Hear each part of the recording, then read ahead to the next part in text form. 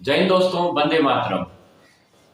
भारत में बीजेपी और सनातनी राष्ट्रवादियों के लिए एक बहुत ही आज अच्छा दिन है।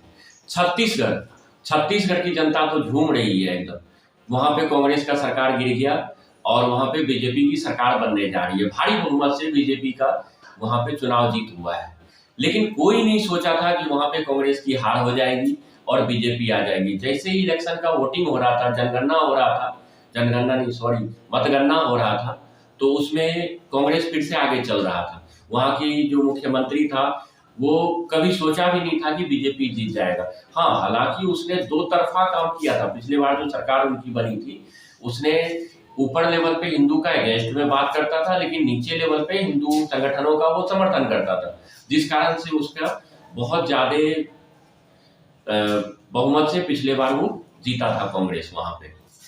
लेकिन इस बार कुछ उनकी गलतियां ऐसी हुई, कुछ उसने गलत वहां पे डिसीजन लिया हिंदू संगठनों के विरुद्ध में, जनता के विरुद्ध में। हालांकि उसने धान का फसल का रेट बढ़ा के वहां के किसानों का सिंपैथी ले लिया था कि किसान उनको वोट देंगे ही देंगे, लेकिन किसान भी लगता है उनसे नाराज चल रहे थे। व्यापारी संगठन तो चल ही रहे थे, लेबर संगठन तो चल ही रहे थे।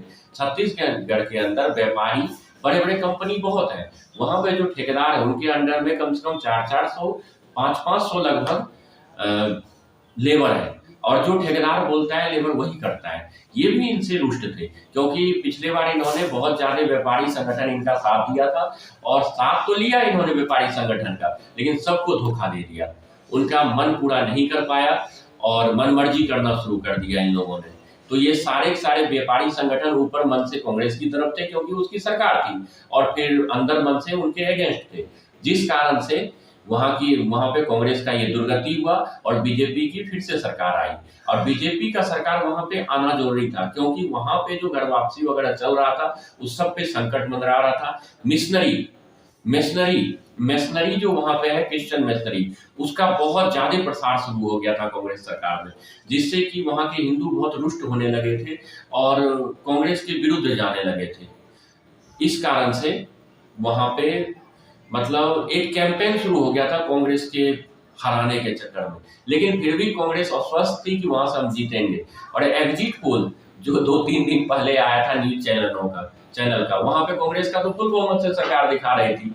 ये लोग ना मतलब जिस तरफ से पैसा मिले उस तरफ से झुकाव करके एग्जिट पोल दिखा देते। इस कारण से एग्जिट पोल का अब कोई वैल्यू रह नहीं गया, और वहां कांग्रेस की सरकार की नैया डूब गई, और वहां पे अभी बीजेपी की फुल बहुमत से जीत हुआ है। और देखिए उनका कौन मुख्यमंत्री बनता है, क्योंकि वहां पे अब लगता है केंद्रीय नेतृत्व कुछ बदलाव चाहती है वहां पे, और कोई नया लीडर वहां पे मुख्यमंत्री के तौर पे वो लाएगी। इसमें रेस में बहुत सारे हैं, लेकिन इसमें हम बोल सकते हैं कि योगी और मोदी दोनों का जीत हुआ है, क्योंकि वहां के कैंपेन में, और हेमंता बिस्व शर्मा असम का जो एक बीजेपी का फायर ब्रांड नेता के रूप में उभरे हुए हैं, जो पहले कांग्रेस में थे फिर बीजेपी में आए थे, और पक्का बीजेपी का होके 2 बार से असम में सरकार बना दिया उसने।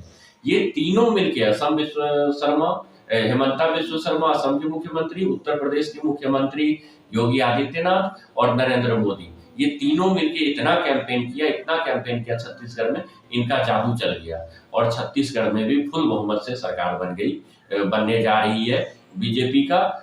और बीजेपी अभी अपना सरकार बना रही है और दावा कर रही है। धन्यवाद।